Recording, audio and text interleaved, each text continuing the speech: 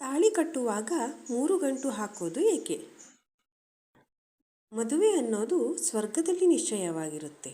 ಮದುವೆ ಅಂದರೆ ಜೋಡಿ ಜೊತೆಯಾಗಿ ಜೀವನ ನಡೆಸುವ ಮುನ್ನುಡಿಯಾಗಿದೆ.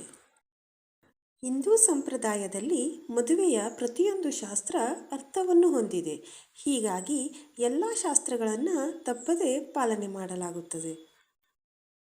ವರ ವಧುವಿನ ಕೊರಳಿಗೆ ತಾಳಿ ಕಟ್ಟಿದರೆ ಮದುವೆ ಪೂರ್ಣವಾಗುತ್ತದೆ. ತಾಳಿ ಅಂದರೆ ಅದು ಅರಿಶಿನ ದಾರ ಮತ್ತು ಒಂದು ಅರಿಶಿನ ಒಂದು ಬೇರು ಆಗಿರಬಹುದು, ಇಲ್ಲವೇ ಚಿನ್ನದಿಂದ ಮಾಡಿರುವ ಆಭರಣ ಕೂಡ ಆಗಿರಬಹುದು. ಹಾಗಾದರೆ ತಾಳಿ ಕಟ್ಟುವಾಗ 3 ಗಂಟು ಯಾಕೆ ಹಾಕ್ತಾರೆ ಎಂದು ತಿಳಿದುಕೊಳ್ಳೋಣ. ಪ್ರತಿಯೊಂದು ಗಂಟಿಗೂ ಒಂದೊಂದು ಅರ್ಥವಿದೆ. ವರ ಹಾಕುವ 3 ಗಂಟುಗಳ ಅರ್ಥ ಹೀಗಿದೆ.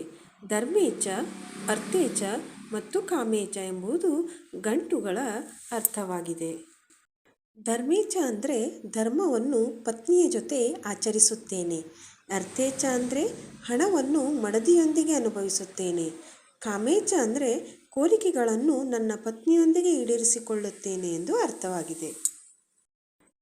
ಮದುವೆಯಲ್ಲಿ ಎಲ್ಲ ಆಚರಣೆಗಳನ್ನು ಕ್ರಮಬದ್ಧವಾಗಿ ಪಾಲಿಸೋದ್ರಿಂದ ಜೋಡಿ ಸುಖ ಸಂತೋಷದಿಂದ ಬಾಳುತ್ತಾರೆ ಎನ್ನುವುದು ನಂಬಿಕೆಯಾಗಿದೆ.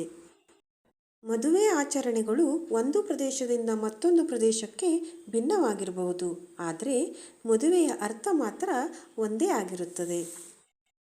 ಧನ್ಯವಾದಗಳು.